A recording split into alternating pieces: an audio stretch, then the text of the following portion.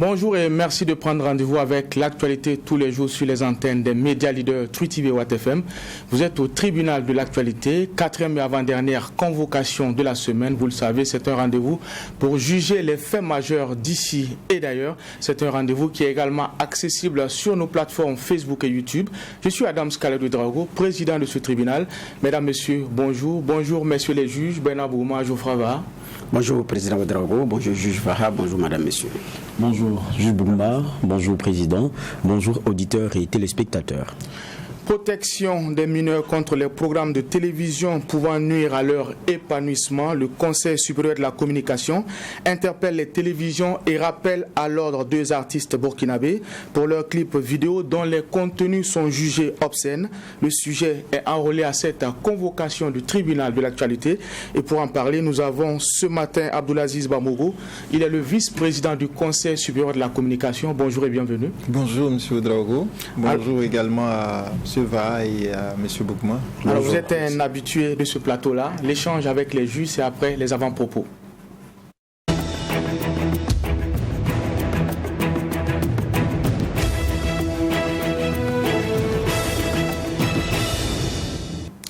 Partie avant-propos, messieurs les juges, vous avez la parole. On commence avec juge Boukma. Qu'est-ce qui retient votre attention pour cette convocation du tribunal de l'actualité? Merci, président. Moi, j'ai 2 avant-propos. Le premier avant-propos, c'est le rapport mensuel sur la situation d'urgence au niveau des écoles. Il y a un rapport mensuel qui est fait. Dans le mois précédent, nous avions noté que beaucoup d'écoles qui avaient rouvert leurs portes avaient refermé également. On avait également noté la fermeture de nouvelles écoles compte tenu des questions des attaques terroristes. Donc dans le rapport qui a été rendu public à l'issue du Conseil des ministres, parce que c'est chaque mois, cette fois-ci il y a une amélioration de la situation. Et là le Conseil des ministres fait état d'une baisse de 19 structures éducatives en termes de fermeture. Donc cela a baissé, mais a donné également un nombre des écoles qui ont rouvert leurs portes qui passe de 161 en février 2022 à 241 en mars 2022, soit une hausse de 80 structures éducatives. Alors, et comme on appelle ça, et d'autres initiatives locales qui ont permis de délocaliser 69 classes d'examen dans 4 régions permettant la préparation aux examens de 2722 élèves. Donc, je dis c'est un bon point engrangé dans le cadre de la lutte contre le terrorisme et quand c'est bon, il faut le dire. Donc, c'est à mettre à l'actif naturellement des autorités actuelles, c'est aussi à mettre à l'actif de ceux qui s'investissent au niveau local pour que les lignes puissent bouger. Donc, c'est bon de savoir qu'il y a un résultat qui est positif et c'est bien également de pouvoir le relever. On espère qu'au prochain rapport mensuel, ça va encore s'améliorer et que les chiffres d'ailleurs seront doublés, quadruplés, pourquoi pas quintuplés. C'est l'espoir parce que on s'approche également d'ailleurs pratiquement de la fin d'année. Officiellement, les écoles ferment leurs portes le 31 mai. Maintenant, place aux examens et concours du primaire, du secondaire et du supérieur. Mais en attendant, effectivement, il y a on s'attend à ce que le prochain rapport qui va venir puisse noter une nette amélioration de cette situation-là. Donc, bravo à tous les acteurs. Le second avant-propos, c'est un article publié dans le très renseigné journal français Le Canard enchaîné, qui mentionne que des mercenaires du groupe Wagner ont été repérés au Burkina Faso par les services français. Une note de l'état-major des armées les accuse d'avoir recruté des supplétifs issus de groupes rebelles djihadistes ou pas, afin de protéger les sites miniers que lorgnent les Wagner, et leurs géologues qu'ils ont mis entre griffes à la recherche d'investissements productifs. Et donc effectivement, ce qui se passe au Sahel est su. Même les fourmis sont su. De quelle couleur sont les fourmis, ça c'est su. Même une aiguille dans une boîte de foin au Sahel, on peut savoir où se trouve l'aiguille dans la boîte de foin, d'où d'ailleurs l'aiguille est venue. Ce qu'on ne peut pas savoir, c'est quand des gens déferlent pour aller attaquer ça, on ne peut pas savoir cela. Mais les petits mouvements, les services européens savent ça. Mais bon, ils ont raison, puisqu'ils disent que pour qu'ils interviennent, il faut qu'on leur fasse appel. Donc, qu'ils voient et qu'ils n'interviennent pas, je peux comprendre. Mais au Mali, ils y sont. Jusqu'à ce qu'à un moment donné, ça fâche les partenaires par rapport à ce qui était donné de voir comme offre de service qui n'a pas plu à Bamako, qui estime qu'il y a toute une logistique, il y a beaucoup d'hommes, mais le résultat, sur près de 10 ans, n'est pas concluant. Donc, j'ai dit, je peux comprendre que chez nous, on les voit, mais on n'agit pas. Maintenant, quand il s'agit des mercenaires de Wagner entre griffes également, rapidement ça se suit et on sait qui ils sont, qu'est-ce qu'ils veulent et qu'ils ont même recruté des supplétifs. Maintenant, qui sont ceux qui nous attaquent? On ne sait pas qui c'est, on ne sait pas si c'est pour des revendications géographiques, ceci ou cela. Mais bon, c'est ça aussi, hein. Personne ne viendra nous défendre à notre place. Il nous faut nous organiser. Donc, c'était ce que j'avais comme avant-propos. Merci, Juge Bouma, pour ces analyses et interpellations. Juge Va. Oui, merci Président. Mon avant-propos va concerner le Mali, avec lequel terminait tout à l'heure Bernard Bougba. Il y a Choguel Maïga, le Premier ministre, qui devra passer devant le Conseil national de transition, CNT, pour s'expliquer, entre autres, sur dans le détail le chronogramme de la transition et puis l'état d'avancement justement de cette transition-là. Il faut rappeler quand c'était en début de mois, le président du CNT, Diao, qui avait interpellé vivement et de façon un peu virulente dans le propos le Premier ministre pour qu'il vienne s'expliquer devant cette assemblée-là. Et pour beaucoup, même une certaine presse européenne l'avait vu très rapidement comme étant un désaveu ou une torchon qui brûlait entre entre les militaires au pouvoir et le Premier ministre Choguel Maïga. Mais très vite, on a compris que ce n'est pas forcément ce que cela voulait dire. Il y a un jeu qui est celui de la démocratie, hein, parce que le rôle de cette assemblée, fut-elle de transition, je parle de ce CNT, c'est de contrôler l'action gouvernementale, et ce Conseil national de transition est dans son rôle que de demander au Premier ministre, après en gros 10 mois, de venir s'expliquer sur le déroulé des choses, sur certaines précisions eu égard à certaines réalités et certaines sanctions contre le pays. Et ça concerne toujours la transition et évidemment le chronogramme détaillé qu'il conduit. Donc pour moi c'est un exercice qui est normal. Et puis Choguel, on le connaît, c'est quelqu'un qui n'a pas sa langue dans la poche, fin orateur, et puis assez convaincant dans les propos. On sait que c'est un exercice qu'il aime et qu'il affectionne déjà. Donc on attend de regarder ce que cela va donner.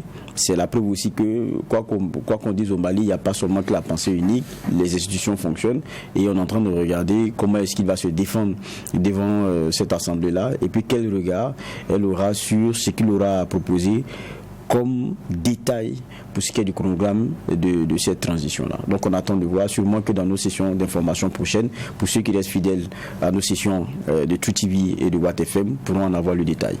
Merci pour ces entrées en matière. Nous allons également dire merci à l'équipe de réalisation de cette émission, le tribunal de l'actualité, qui nous permet, vous le savez, d'être ensemble en direct et en simultané sur les antennes des médias leaders True TV et Watt FM. Pour cette convocation, nous allons parler de la protection du jeune public contre les programmes de télévision pouvant nuire à leur épanouissement. Et comme convoqué, nous avons à la barre ce matin Abdoulaziz Bamogo. Il est vice-président du Conseil supérieur de la communication. Une fois de plus, bonjour et bienvenue. Bonjour, merci pour l'invitation. Alors, il faut rappeler également aux téléspectateurs que vous assurez l'intérim à la tête de cette institution-là. C'est d'ailleurs par là que je vais commencer ma première question. Alors, comme on l'a dit, vous êtes intérimaire. Pendant combien de temps va encore durer justement cet intérim-là? Est-ce qu'il y a justement dans les tuyaux quelque chose de fait pour qu'on puisse avoir une normalité au sommet du CSC? Bon, les choses sont en marche actuellement. Bon, pour l'intérim, il faut dire que pour nos textes, en principe, quand le président est définitivement dans l'impossibilité de de gérer l'institution. Il n'est pas prévu une disposition d'intérim. Donc actuellement, on n'a pas de président, c'est tout. On n'a pas de président, on a un vice-président qui assure donc les responsabilités que lui confère le titre de vice-président. Donc c'est un habit de langage de vous appeler président intérimaire. Oui, en principe. Maintenant, il y a la gestion administrative des affaires courantes de l'institution qui est assurée par la secrétaire générale. Maintenant, effectivement, nous sommes dans une situation qu'il faut travailler à remettre dans la normalité, mais c'est dû au fait qu'on a 3 conseillers qui manquent. Je pense que ces conseillers vont venir d'ici là, puisqu'ils doivent être désignés par le chef de l'État et par le président du Parlement. Bon, on a eu des changements au sommet de l'État, et donc dans les jours à venir, en principe, ils doivent nous envoyer ces 3 nouveaux conseillers. Et c'est quand ils viendront qu'on pourra faire une élection et puis choisir un nouveau président. D'accord. Alors, le vice-président du CSC, comme convoqué là-bas du tribunal de l'actualité, des questions de généralité, avant qu'on ne rentre dans le vif du sujet, juge Bougma? Non, question de généralité, je n'ai pas, puisque c'est la même question que vous aviez posée. Juge Va? Question de généralité, moi, il y a quelque chose qui me revient comme ça. C'est au regard des convocations qu'on a ici. Je me rappelle de la convocation de quelqu'un comme Abdoulaye Mossé, qui était dans l'appareil quand même du pouvoir passé, qui sur la question de la communication concernant les attaques sécuritaires a reconnu qu'il y a eu par moment des égarements, quelquefois des mensonges presque, et des comptes vérités qui les rattrapaient. Je lui ai demandé, est-ce que c'est avéré? Il dit oui, parce qu'il y avait cette célérité pour venir donner de l'information alors que le militaire lui-même n'avait pas encore fini et quelquefois c'était un peu compliqué. J'ai dit, mais pourtant, dans cette période, on a vu des médias qui sont lourdement fait taper dessus parce que ayant divulgué des informations qui n'auraient pas été forcément, je dirais pas appréciées, mais qui n'auraient pas été vraies. En tout cas, c'est comme ça que cela a été dit, ou pour avoir donné un certain type d'informations qu'on trouvait quand même aussi assez sensible et tout. Et donc, je me suis dit, mais oula, est-ce que, en définitive, quelquefois aussi le régulateur ne s'est pas retrouvé dans ce jeu-là. Parce que quoi qu'on dise, c'était une période où communiquer ou informer sur la question sécuritaire était très sensible. Et on avait aussi en face des interlocuteurs différents, des forces de défense et de sécurité qui n'aimaient pas forcément communiquer sur les questions, le politique qui s'empressait de venir nous donner des chiffres et qui, quelquefois, nous tapait dessus parce que, bon, on n'aurait pas les vrais chiffres, mais qu'on donnerait quand même certaines informations alors qu'on n'a pas tout le là de ça. Et quand quelqu'un vient nous dire que même ce qu'eux ils donnaient n'est pas forcément vrai, ça fait réfléchir dans l'écosystème dans lequel nous sommes et nous rappelle la réalité dans laquelle nous travaillons tous. Vous, c'est Conseil supérieur de la communication, quand on entend ça aujourd'hui, ça ne fait pas quelque chose? Non, nous quand on entend ça, on entend que les gens vous interpellent. C'est-à-dire que au-delà de l'acteur politique que vous avez reçu, c'est votre public qui vous dit, vous avez entendu. Vous ne pouvez pas prendre ce qu'on vous donne a priori comme étant vérité d'évangile, j'allais dire. Il faut que le journaliste joue son rôle d'aller chercher, de croiser, de traiter l'information. Malheureusement, aujourd'hui, sous l'effet des réseaux sociaux, je pense peut-être, beaucoup de professionnels abandonnent ce volet traitement de l'information avant publication ou avant diffusion. On prend ce que quelqu'un vous donne et puis on se fait le haut-parleur de ces acteurs-là. Moi, je pense que ce qu'il vous a dit, c'est tout simplement de dire, faites attention. Dans votre travail, les gens que vous avez en face ne vous donneront pas toujours ce qui est vrai. Votre obligation de dire la vérité à vos auditeurs, à vos téléspectateurs, vous oblige à creuser, à croiser l'information, à traiter avant de diffuser. Bon, nous, au niveau du Conseil supérieur de la communication, bien sûr, quand on entend ça, ça nous écoeure parce que ça signifie que quelque part dans le rapport entre ces personnes qui sont vos sources et vous, il y a quelque chose de, j'allais dire, qui n'est pas sincère. Voilà. Et ça ne vous aide pas à être dans une démarche de dire la vérité vis-à-vis des citoyens. Or, le principe de la démocratie est basé sur le fait que ceux qui sont dépositaires du pouvoir disent la vérité à ceux qui leur ont confié le pouvoir. À partir du moment où il n'y a pas cette vérité-là, ça cause un problème. Et c'est là que se trouve le rôle du journaliste, de l'obliger à être dans la vérité afin que ceux qui leur ont confié les pouvoirs-là sachent qu'est-ce qu'ils en font. Et effectivement. Donc moi, de mon point de vue, c'est beaucoup plus une interpellation vis-à-vis des journalistes pour leur dire ne prenez pas les choses toujours comme parole d'évangile. Mais là-dessus, moi, il y a un problème, hein, parce que là, ce que moi je mets sur la table, c'est l'opposition entre la voix officielle, parce que ce dont parle Mossier, c'est la voix officielle. La voix officielle n'est plus une source, elle vient confirmer ou infirmer ce que nous, journalistes, avons pu obtenir sur le terrain de par le travail de collecte de l'information et de son traitement. Je prends un exemple simple. Il y a des médias qui se sont fait taper dessus, parce que, je ne vais pas rappeler des noms et tout, parce que sur une localité qui avait été attaquée, et qu'après, il y a eu quelques heures après que officiellement on a dit qu'il y a eu ratissage et tout, on nous a dit que les mêmes terroristes là sont revenus et ont encore attaqué la même localité, faisant pour ceux qui étaient restés encore plus de ravages. Alors que l'officiel nous disait que nous on était dans ratissage, la zone elle est sécurisée et tout. Et le média est resté modicus sur cette information, ce qui était contredit par la voix officielle. Et pourtant, c'était vrai. Je veux dire, quand on est dans un rapport où, c'est-à-dire que la voix du maître, celui qui est l'officiel, je ne dis pas qu'il faute, mais il dit des contre-vérités. Comment, sur la base de quoi? Parce que ce n'est pas pour nous une source, hein. Nous on a nos sources. Oui. Maintenant, elles se confrontent quelquefois à ce que l'officiel vient nous donner, qui est en contradiction. Et on te dit, le journaliste, non, lui, il n'a pas bien cherché, il n'a pas bien traité, alors qu'il n'est pas, il a la vérité. Il a la vérité. Si l'officiel dit quelque chose, vous devez dire ce que l'officiel a dit. S'il déclare que, vous dites, mais cela ne vous empêche pas de faire votre travail. Cela ne vous empêche pas de faire votre travail. Vous dites, voilà ce que l'officiel a dit. Je veux dire, en tant que média responsable, vous ne pouvez pas vous passer de dire que la voix officielle a dit ceci. Maintenant, si vous avez d'autres sources, si vous avez, par vos recherches, d'autres informations qui les contredisent, il faut les contredire. Le principe du croisement de l'information, c'est ça. Il faut les croiser et puis donner l'information qui, honnêtement, de votre point de vue, de votre honnêteté journalistique, semble être la bonne chose. Même si l'officiel n'est pas forcément d'accord, elle peut contester effectivement ce que vous dites également. Mais la voix officielle, vous la donnez. Mais ça ne vous empêche pas de faire votre travail de journaliste. D'accord. Apparemment, ça a suscité une question. Oui, tout à fait. Parce que quand nous avions reçu le président Tankwano en son temps, il avait dit que par moment, ils ont demandé au procureur de prendre ses responsabilités sur certains dossiers parce que ça ne relève pas de la responsabilité du CSC.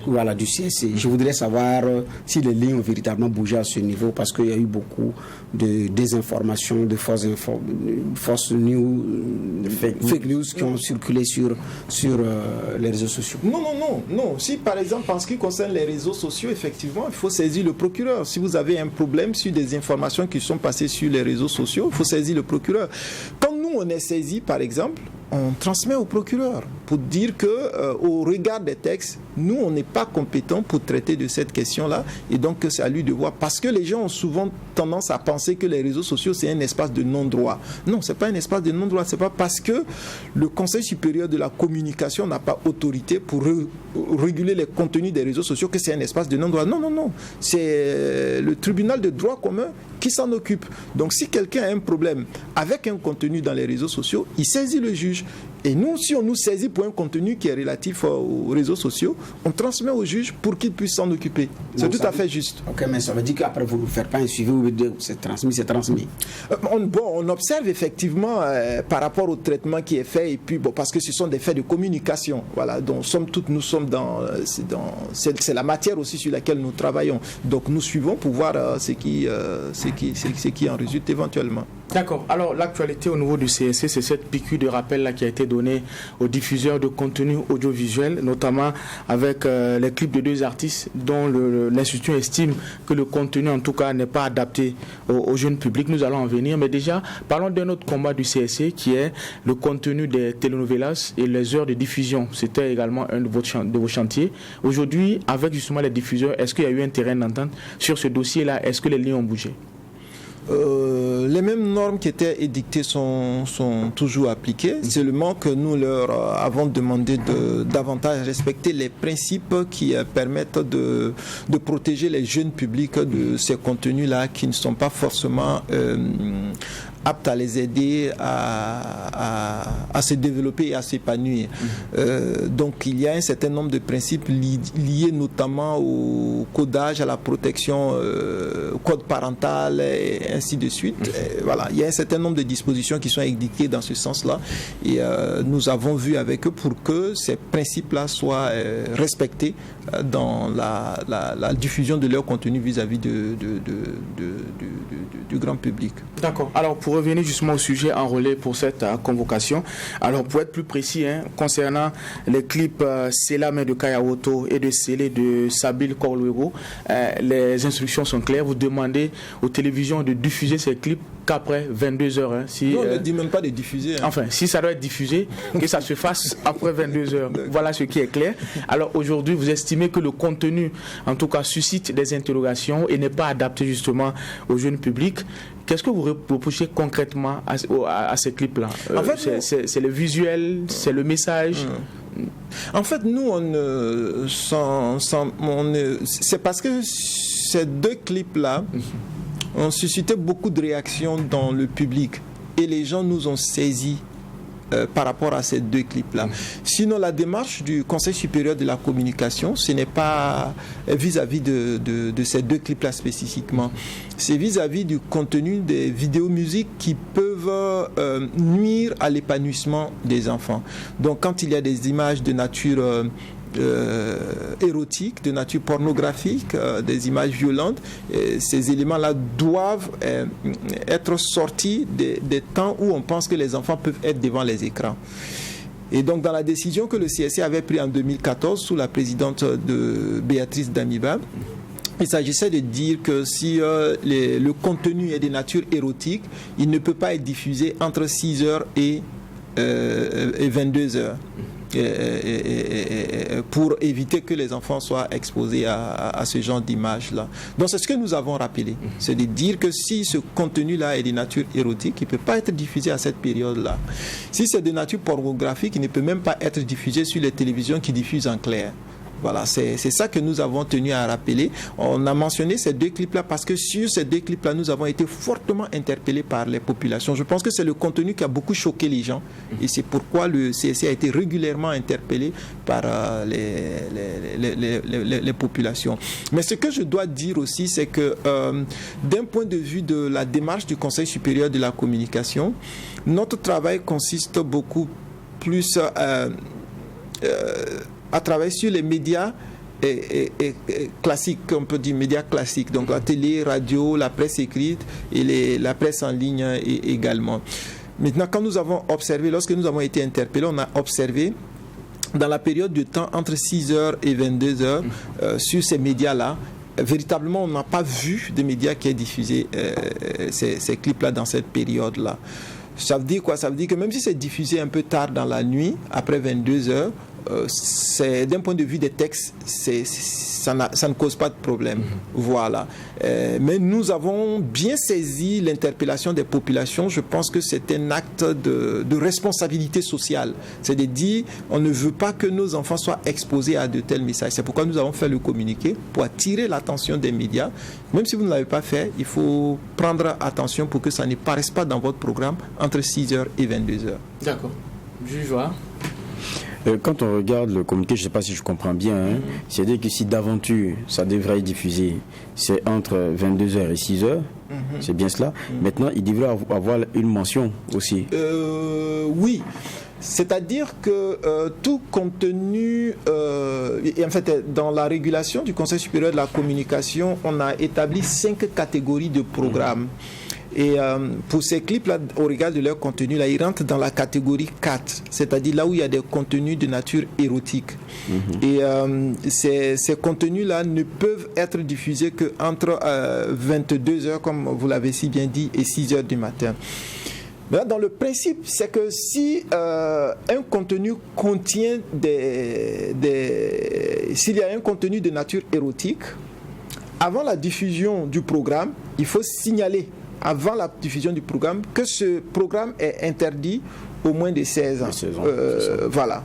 Et pendant la diffusion du programme, il faut mettre le pictogramme moins 16, de sorte que le parent qui voit ça, s'il a un enfant de moins de 16 ans, il peut lui demander de quitter devant l'écran ou bien changer le programme pour ne pas exposer son enfant au danger de ce programme. D'accord. Maintenant, deuxième élément, là je suis plus dans les... C'est pas un jugement de valeur, c'est une question de sensibilité maintenant. Okay. Moi je regarde celui de Kaya Woto là, ça s'appelle le clip. C'est la main. Et il est passé sur notre plateau pour dire qu'il parlait de plantation d'arbres. Bon. Je sais que vous comprenez que c'est une façon de parler. Maintenant, il n'est pas dans le clip, il n'est pas en pleine campagne de je sais pas moi, de reboisement. Hein. C'est ça. Ça, au moins, on comprend. Donc, il y a le contexte qui fait que les propos tenus, on comprend plus ou moins. Et puis, il y a l'autre aussi, Scellé de Sabil Kogleogo. C'est vrai qu'on pourra dire que les propos pour ce qui est de Kaya Woto sont obscènes et en tout cas ramènent à un certain nombre d'éléments qu'on ne pourrait pas faire entendre à des enfants et à des heures non indiquées. Mais quand je regarde le clip de Kogleogo, j'ai rien contre lui, mais vous ne pouvez pas le regarder 2-3 secondes. C'est dans l'échelle des clips qu'on a vus au Burkina, en termes d'images osées et de scènes, moi je crois que le monsieur il trône quand même en tête. Ou si ce n'est dans le bon trio de tête.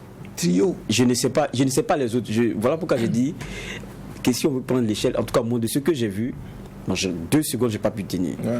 Parce que c'était quand même assez choquant. Ouais. Je trouvais que c'était très fort. Ouais. Bon, je parle de sensibilité. Peut-être que certains acteurs de la culture me diront que vous exagérez ou quoi que ce soit.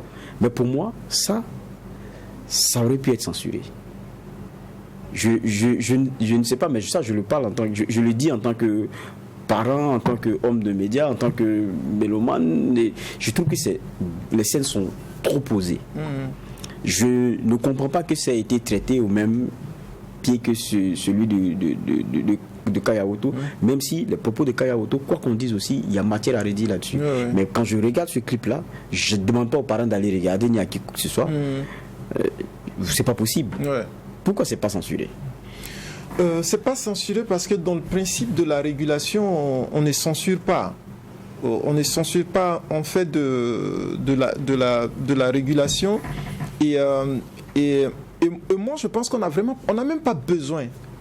En réalité, on a agi à titre préventif, mais personnellement, je pense que les médias ont vis-à-vis de ces deux clips, et particulièrement du deuxième, ont eu beaucoup de sens de responsabilité. Parce que, comme je vous le disais, quand on a été interpellé, on a suivi les programmes des médias pour voir, mais on s'est rendu compte qu'ils n'ont pas diffusé, ils ne diffusent pas. Donc il y a un sens de la responsabilité. C'est-à-dire qu'on n'a pas besoin, nous-mêmes, en tant que régulateurs, de dire ne diffusez pas ce clip-là. Voilà. Les médias, déjà, en regardant, c'est ce que vous êtes en train de dire. En tant que responsable d'un média, vous n'accepterez pas que ça passe sur vos écrans. Je pense que les médias ont suffisamment joué la carte de la responsabilité sur cette question-là. Maintenant, le fait est que ça passe sur les gens se les partagent par les plateformes de partage et puis sur les réseaux sociaux. Bon, à ce niveau-là, comme je vous le disais tantôt, le CSC n'a pas de compétences, on n'a pas autorité pour agir à ce niveau-là. Mais en tout cas, sur les médias, je peux vous assurer, il y a vraiment beaucoup de sens de responsabilité dans l'attitude des médias vis-à-vis de ce genre de clips-là. Et je suis d'accord aussi avec votre analyse que les deux causent problème, mais il y a vraiment... À des degrés différents. Oui, à des degrés très, très différents. Ouais, parce que le deuxième, honnêtement, Je ne l'avais pas vu quand le problème s'est posé. J'ai cherché à le voir, mais honnêtement, j'avoue qu'aucun média responsable ne peut oser diffuser un tel clip. Juge Bougma. Oui, il y a... vous dites que vous faites de la régulation, mais par moment, il y a des censures qui sont prononcées sous d'autres cieux, par moment même au Burkina. Mais à qui appartient l'initiative de la censure? C'est le ministère de la Culture ou bien c'est le Conseil supérieur de la communication s'il doit avoir censure d'une œuvre artistique? Non, ce n'est pas une censure, c'est les textes. C'est les textes qui disent tel ou tel élément... Si c'est en ce qui concerne ce dont on parle actuellement, c'est la question de la protection des mineurs. Donc c'est les textes qui disent que telles choses peuvent être nuisibles à nos enfants. Parce que les enfants, c'est la fragilité. En fait, ce que les pédopsychologues expliquent, c'est que en fait, l'esprit de l'enfant n'est pas prêt pour recevoir certains messages, comme ceux de la violence, comme ceux du sexe. Donc, quand on l'expose à ça, c'est comme si on n'entre par effraction dans son esprit. Donc, on crée un tort à l'enfant. Son développement va devenir problématique. Il ne faut pas s'étonner après qu'il y ait des viols, il y ait de la sexualité précoce des enfants, il y ait de la pédophilie, il y a ce genre de problèmes-là dans notre société. Tout ça, il faut en faire le lien avec le fait que les enfants sont exposés de façon précoce aux images pornographiques, aux images érotiques. Et c'est pourquoi les parents, vous les médias, nous régulateurs, on doit s'assumer dans notre responsabilité de protéger les enfants. Nous, en tant que régulateurs, notre travail, c'est de dicter les lois, c'est d'interpeller les parents sur leurs responsabilités. Vous, en tant que médias, c'est de trouver le bon créneau. C'est-à-dire, quand on dit par exemple entre 6h et 22h, les enfants sont encore présents là, ne pas mettre des contenus que vous pensez que ça peut nuire à l'épanouissement des enfants. Mais troisièmement, ça ne suffit pas. Il faut que les parents aussi jouent leur rôle. Il faut que les parents jouent leur rôle. Parce que vous avez beau faire ça. Si le parent laisse son enfant à 22h, minuit, devant les télévisions, sans être à côté, il va avoir problème. Donc il faut que aussi les parents jouent leur rôle en suivant les consignes qui sont édictées, en choisissant les programmes de leurs enfants. Parce que là, on parle des télévisions en clair que nous régulons. Mais les télévisions qui ne sont pas en clair, il y a des contenus là-dedans. Si le parent il laisse son enfant devant l'écran comme ça, ça peut causer problème. Il y a des contenus pour lesquels on demande de mettre un code parental. Il faut que le parent s'assume en mettant le code parental et en veillant à ce que l'enfant ne suive pas de tel programme. Donc, à ces trois niveaux-là, je pense que chacun doit pouvoir jouer son rôle pour qu'on puisse protéger nos enfants. Alors, quand votre décision est tombée, rapidement les uns et les autres ont posé aussi la question de savoir, et les autres chaînes qui ne sont pas installées au Burkina, mais qui diffusent également des contenus obscènes, des contenus apparentés tels, donc au contenu dont nous parlons. Alors, la question c'est, à ce niveau, qu'est-ce qu'on fait? En fait, dans la régulation des médias audiovisuels au Burkina Faso, on définit deux catégories de médias. Les médias qui diffusent en clair et les médias qui diffusent par le biais d'une technologie payante et cryptée. Donc, les deux sont différents et offrent des protections différentes pour les mineurs. Les médias qui diffusent en clair, il n'y a pas de protection pour le mineur. Dès que l'enfant, il prend la commande, il allume, il a directement le message en face de lui, il n'a aucune possibilité de protection. Et c'est là où le régulateur et l'État prennent toutes ses responsabilités pour dire donc ce contenu-là doit être sain dans la période où l'enfant peut être devant l'écran. Maintenant, là où il y a une possibilité de crypter, de coder, et où c'est le parent qui va payer pour avoir le signal, ça, il y a une norme qui est différente qui s'applique à ces plateformes de diffusion-là. Et par exemple, à ces plateformes de diffusion-là, les textes leur demandent de mettre en place un certain nombre de systèmes de verrouillage. Il y a jusqu'à 2, 4, 6, 7 points pour permettre qu'on s'assure qu'un enfant qui a moins de 18 ans ne puisse pas avoir accès à un contenu qui peut être nuisible à son épanouissement. Mais il ne respecte pas. Qui ne respecte pas? Quand on regarde le contenu, je n'ai pas l'impression qu'ils respectent ce que vous dites. Non, les obligations pour eux, c'est comment accéder au contenu. Parce que quand le parent, par exemple, on dit si quelqu'un veut s'abonner à ces contenus-là, il faut forcément que la loi oblige le propriétaire de la plateforme là à ne donner l'abonnement qu'à quelqu'un qui a plus de 18 ans. Et on l'oblige à se faire en sorte que le contenu là, il puisse avoir un verrouillage automatique du contenu. Dès qu'il accède, il a payé l'abonnement là, quand il va allumer là, c'est d'abord codé. Il faut que lui-même il décode. Et dans le système, dans les obligations, il faut aussi que le système là permette que quand il éteint, s'il rallume, la codification doit être automatiquement rétablie. Voilà.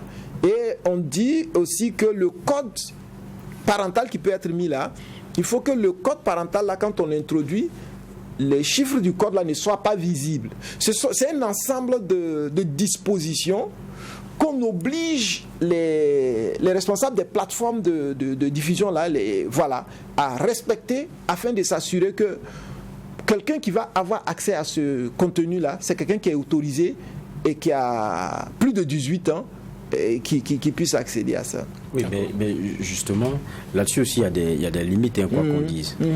Moi, on va citer certaines chaînes pour être plus concret, parce que les gens nous écoutent et ils nous regardent. Parce qu'on parle musique là. Quand vous regardez MTV, vous regardez Trace, vous regardez d'autres chaînes qui sont essentiellement musique, à des heures d'accès normal pour les enfants, sans qu'il y ait de signalétique. Il y a des clips tout aussi osés que ceux dont nous parlons aujourd'hui. Et quelquefois à longueur de journée où on a des femmes qui ne font que montrer leur stéatopégie prononcée pour être plus mesurées dans le propos. Mais c'est ce qu'on voit à longueur de journée. Donc, je pense que c'est ce que Bernard dit. Là, on a l'impression que vous êtes comment dire ça, un peu plus limité là. Oui, on est un peu limité à ce niveau-là. Nous sommes plus livrés. Non, mais ce n'est pas comme ça qu'il faut regarder la chose. Parce que vous aussi, votre télévision est suivie dans d'autres pays également. Le problème de la régulation des médias, c'est que les pays ont des lois différentes. Les pays ont des lois différentes, alors que la technologie nous permet aujourd'hui de pouvoir suivre les programmes des autres pays. Nous, au Burkina, on suit le programme de la Côte d'Ivoire. On suit le programme du Sénégal, du Niger, de la France, des États-Unis. Ce qui cause problème, c'est que les lois sont différentes. Les médias qui sont basés, par exemple, en France, vont créer leur contenu en fonction de la loi française. Les médias qui sont basés au Burkina vont créer leur contenu en fonction de la loi du Burkina. Donc, si nous sommes au Burkina, un média qui est basé en France, qui est de droit français, aura un contenu qui n'est pas forcément en adéquation avec les lois. Ça, c'est un réel problème qui préoccupe l'ensemble des régulateurs sur la planète. Et le travail qui est fait au niveau des régulateurs pour pouvoir mieux gérer le problème, c'est de travailler beaucoup plus sur cette territorialisation des médias. C'est-à-dire, ici, les médias qui sont les plus dangereux, c'est ceux qui n'ont pas d'attache territoriale. Parce qu'un média qui n'a pas d'attache territoriale peut ne pas respecter aucune norme. Alors que les médias qui ont des attaches territoriales, en raison de la coopération entre les régulateurs, si nous observons un contenu qui cause problème dans un média de droit français, nous saisissons l'autorité française pour lui dire il y a tel ou tel problème sur tel média. Donc au niveau international, c'est effectivement un problème qu'on essaie de résoudre en travaillant davantage à ce que tous les médias qui vont être diffusés, notamment par les bouquets satellitaires et autres là, ils soient territorialisés. C'est-à-dire qu'ils répondent à des lois d'un État donné avec lesquels nous on peut travailler pour la régulation éventuellement des contenus s'il y a un problème. Maintenant, sur le contenu à proprement parler, vous voyez la difficulté qu'il y a à intervenir de façon directe sur le contenu. C'est pourquoi leur diffusion se fait par le biais d'une technologie qui est cryptée et qui est payante. Ce n'est pas de la diffusion en clair. Ça veut dire que si l'un de ces médias veut diffuser ici en clair, on va l'obliger à respecter les lois du Burkina. C'est-à-dire pour qu'il puisse avoir l'autorisation de diffuser comme vous le faites sur la TNT là. Parce que quand vous regardez la TNT, il n'y a aucune télévision qui n'a signé une convention directe avec le CSC sur la TNT. Parce que pour émettre en clair, il faut que vous respectez les principes que nous avons édictés, et dans la loi, et dans la convention que nous signons avec vous. Maintenant, si vous n'êtes pas dans cette disposition contractuelle avec le CSC, que vous voulez diffuser via un multiplexeur, un bouquet et autres comme ça, il faut que vous soyez au moins établi dans un état donné et que vous respectez les lois de cet état-là. En ce moment, quand vous diffusez vis-à-vis de ce multiplexeur-là, il y a les limitations que j'ai édictées tout à l'heure, là, qui permettent de protéger les enfants éventuellement des contenus néfastes qui peuvent apparaître dans votre contenu. Et justement, là, on parlait peut-être des médias, mais on oublie aussi quelque chose, c'est que la matière aujourd'hui, qui est le sujet de fond, c'est l'offre culturelle et l'obligation aussi pour elle quelquefois de s'exporter et donc de se conformer à certaines réalités forcément qu'on n'épouse pas. Quand on a écouté certains artistes et même d'ailleurs leurs producteurs, ils ont dit écoutez, quand vous regardez à l'international, il y a une façon de faire qui nous appelle et qui nous oblige quelquefois à nous adapter si on veut exporter nos artistes. Je pense que c'est l'argument qui a été donné. Donc il y a aussi pour eux, moi je fais la différence entre ce qu'on a vu comme scène-là. Et puis, vous êtes en train de me dire que vous étiez devenu leur avocat. Non, c'est pas ce que j'ai dit. Moi qui croyais que vous étiez un juge objectif et impartial. Non, je le suis. Donc je fais la différence entre les images qu'on a vues là. Et puis cela, ça dit qu'il y a une obligation quelquefois aussi à tenir compte de certains comment on appelle ça, de certains canaux. Parce que je dis encore, regardez sur les chaînes dont on parle là, quand vous voulez voir vos clips passer sur les MTV, les Traces et tout cela, il y a des codes. Si vous voulez que ça marche, parce qu'ils ont des classements chaque jour et tout, il y a des codes. Et ils sont obligés aujourd'hui aussi, quelquefois ces artistes-là, d'épouser ces codes-là, même s'ils ne sont pas d'accord. Mais en fait, nous aussi, en tant que régulateurs, je veux dire, je m'assume. Je suis chargé d'appliquer des textes. Je les applique. Si d'un point de vue de la façon de comprendre des Burkinabés, il faut changer ces textes, si on les change, j'applique les nouveaux textes. Maintenant, si vous voulez mon point de vue, et je veux dire, cette recherche de visibilité, d'acceptation, de validation, ça ne signifie pas forcément, je ne sais pas, dévalorisation de la femme, chosification de la femme. Quand vous regardez, c'est vraiment pas... Je ne pense pas que ce soit ce qu'on veut. C'est que ces artistes-là, si on leur dit il faut aller expliquer à vos parents ou à vos grands-parents au village ce que vous êtes en train de diffuser là, ça veut dire quoi? Est-ce qu'ils vont expliquer ça? Ou bien leur montrer le clip. Voilà. Comment ils vont se comporter devant leurs parents ou leurs grands-parents au village? Ils vont dire quoi ça là? Ça veut dire quoi? Parce que moi je pense qu'il y a une certaine obligation, si vous voulez diffuser le contenu au Burkina, d'être aussi en phase avec la réalité, les mœurs, les lois du Burkina, je pense. Et je pense aussi que la qualité ne doit pas être en train de se rechercher forcément sous l'angle de cette nudité, de cette chosification de la femme. Ça peut se chercher ailleurs. Je suis convaincu que ce ne sont pas forcément les artistes qui sont les plus appréciés, ni au Burkina seulement, ni forcément à l'international. Mais les autres, ils font quelque chose qui est apprécié, qui est de bonne qualité, sans verser dans ce nudisme-là. Moi, je pense qu'on peut faire de la qualité sans être dans cette façon. Alors, beaucoup se posent la question sur ce travail de régulation-là. C'est vrai qu'on a vu le communiqué. Vous estimez que c'est dans une démarche beaucoup plus préventive, pour que justement on puisse protéger le jeune public. Mais la question que les gens se posent, est-ce que c'est efficace? Parce que souvent, la censure ou ce genre de communiqué-là crée beaucoup plus la curiosité, parce que les clips souvent censurés font des millions de vues sur YouTube. Est-ce qu'on ne crée pas l'effet contraire? Est-ce qu'on ne leur fait pas de la publicité? Nous, on sensibilise les médias, c'est vous. C'est vous qui êtes notre problème. C'est à vous que nous, on parle. Non, une fois que c'est censuré ou que ça passe plus à la télé, c'est d'accès libre sur YouTube. Et comme je dis, souvent les clips censurés qu'on ne veut pas voir font des millions de vues sur YouTube. Finalement, qu'est-ce qu'on trouve? Oui, mais on ne peut pas se déresponsabiliser aussi. C'est-à-dire que c'est pas parce que nous, on ne gère pas YouTube, Internet et autres consorts qu'on doit se dire que parce que, bon, des choses peuvent passer là-bas, donc nous, on va laisser sur les télévisions faire. Non, on ne peut pas se déresponsabiliser. Il y a des textes qui encadrent l'activité des télévisions, des radios. Il faut que ces textes-là soient appliqués. Si on pense que ces textes-là peuvent être violés, c'est notre rôle. On est dans notre rôle que de vous interpeller en tant que média, de dire il faut faire attention. La loi vous dit ici que vous ne pouvez pas faire ceci ou vous ne pouvez pas faire cela. Maintenant, ce que je dis, c'est que nous devons travailler ensemble. Régulateurs, médias, mais aussi parents, à protéger nos enfants. Si nous faisons l'effort de faire la régulation et d'interpeller les gens, il faut que vous aussi vous fassiez l'effort de trouver les bons canaux qui mettent là où les enfants ne sont pas les bons créneaux là où les enfants ne sont pas à l'écran. Et troisièmement, il faut que les parents jouent leur rôle. Par exemple, il faut qu'on apprenne, les parents puissent mettre leurs enfants hors des écrans.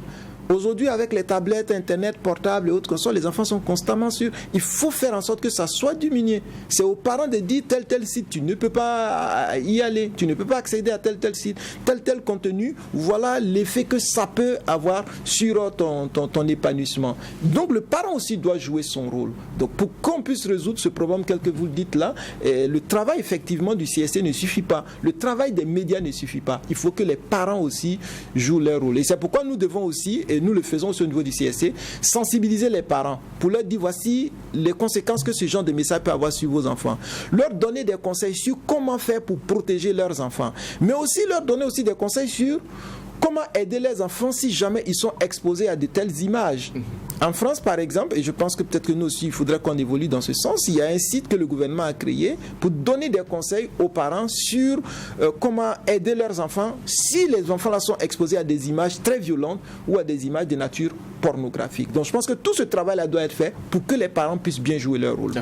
Oui, il y a aussi la réalité que quand vous avez dit, je pense dans le communiqué, que c'était au regard des indignations et d'un certain nombre de réactions que vous avez pris le problème à bras le corps.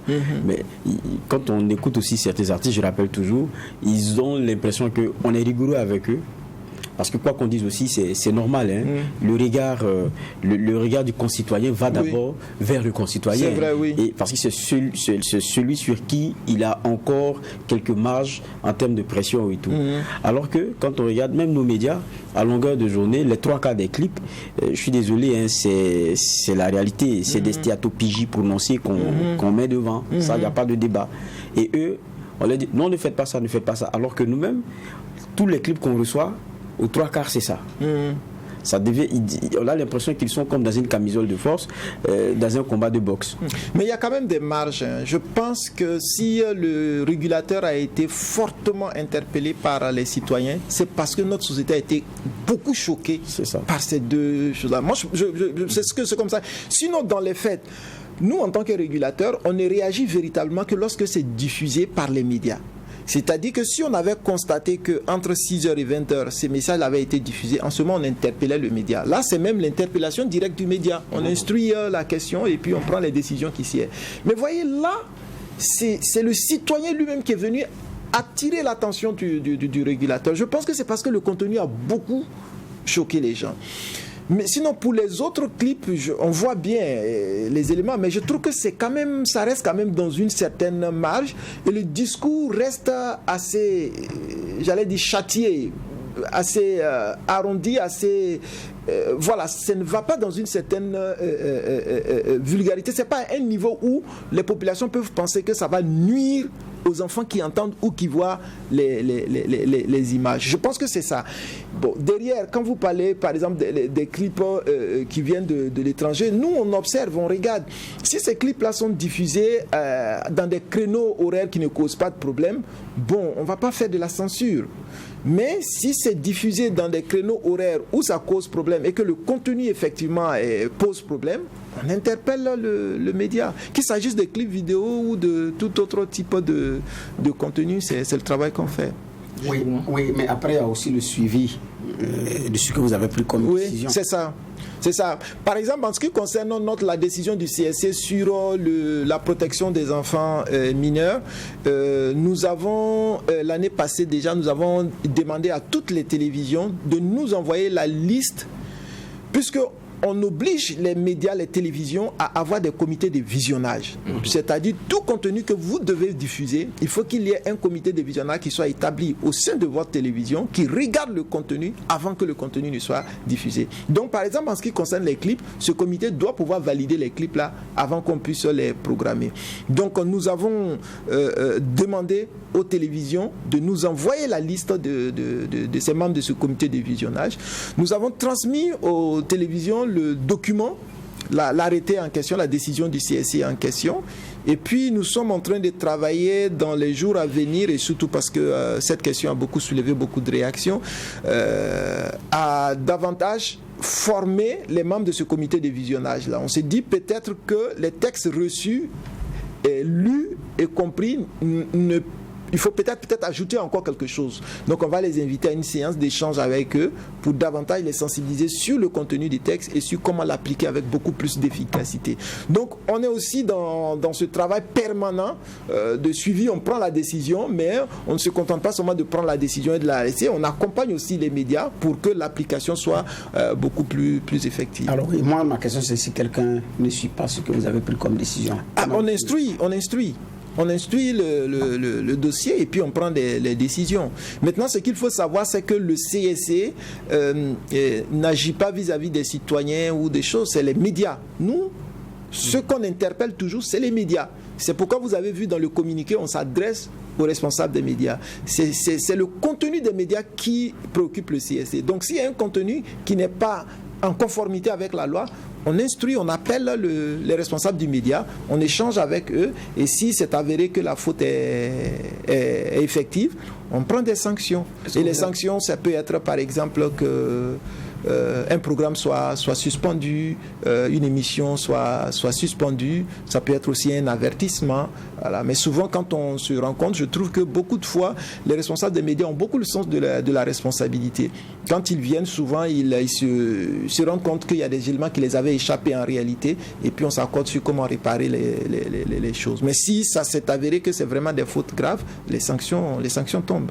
D'accord. Alors, on est tous d'accord que les comités de visionnage peuvent servir de tamis pour sélectionner les programmes qui vont être diffusés, mais beaucoup estiment qu'il faut aller beaucoup plus loin, aller vers la création d'une commission nationale de la censure qui peut peut-être jeter un coup d'œil sur tout ce qui est production, avant même que ça n'atterrisse sur la table des télévisions des pays l'ont fait. Est-ce que ce n'est pas des choses envisagées? Parce que quand on parle de production audiovisuelle, souvent ce sont comme on l'a dit, une création de l'esprit. On parle de production voilà, de l'art. Et l'art, c'est beaucoup plus subjectif. Oui, c'est vrai, vous avez tout à fait raison. Et d'ailleurs, la loi le prévoit. La plus récente loi sur la publicité qui a été adoptée en 2015 prévoit la mise en place d'un organe d'autorégulation. Et le but d'un tel organe, c'est la possibilité de pouvoir valider les contenus a priori. Parce que le problème de la régulation, ce que nous faisons, et c'est pourquoi que je n'aime pas trop le mot de censure, ce que nous faisons, nous ne pouvons intervenir qu'à posteriori. C'est-à-dire, nous, a priori, la loi, en fait, le législateur pense que les médias sont responsables. Donc, il dit aux régulateurs, laissez-les faire leur travail. C'est quand dans ce qui est diffusé, il y a un problème, que le régulateur, vous pouvez intervenir. Donc, ça fait qu'on ne peut pas intervenir a priori. Maintenant, la loi a prévu que un organe d'autorégulation peut être créé par les professionnels, par les gens des médias, les publicitaires et autres qu'on soit en association, créer un tel organe. Et cet organe-là peut avoir la possibilité de regarder les contenus a priori et de donner des visas. Là, en ce moment, chaque média qui a un doute sur son contenu peut le faire passer à ce niveau-là, avoir la validation avant sa diffusion. D'accord. Alors, nous allons peut-être permettre à chaque juge, peut-être un commentaire, une question, avant qu'on ne referme le porte de cette émission. Moi, je n'ai pas. D'accord. Non, moi, je me permets forcément un commentaire. C'est vrai qu'on est là dans le cœur d'un sujet qui est assez délicat. Protéger nos enfants, pas que... Parce qu'il y a la question aussi derrière de ce que nous avons comme culture, civilisation, ce que nous avons comme identité. Et il y a aussi qu'on est un monde globalisant où il y a une interaction, mais dans lequel il faut tenir compte de nos réalités. Je crois que ça, c'est très important. Dans la production culturelle, dans nous aussi, qui sommes des canaux, ce que nous permettons aux autres de voir, je pense que ça, c'est très important. Il faudrait qu'on se comprenne, qu'on se parle et qu'on se dise que ça ne se fait jamais contre quelqu'un. Je pense que ça, c'est ça le plus important. Tout à fait. Alors, Monsieur Abdoulaziz Bamogo, merci d'être passé à la barre du tribunal de l'actualité. C'est moi qui vous remercie. Je rappelle que vous êtes vice-président du Conseil supérieur de la communication. Avec vous, on a parlé de la protection du jeune public contre les programmes de télévision pouvant nuire à leur épanouissement. On a eu vos clés de lecture en tout cas et tout ce qui a été fait, tout ce qui est fait pour réguler en tout cas le contenu des médias. Merci d'être passé une fois de plus. Merci, Monsieur le juge, pour les clés de lecture et les questions posées à l'invité. Nous allons mettre un point final à la présente convocation et se donner rendez-vous demain avec la même mission, poser un regard critique sur l'actualité manhattanais. Restez fidèles au programme des médias leaders True TV et Watt FM.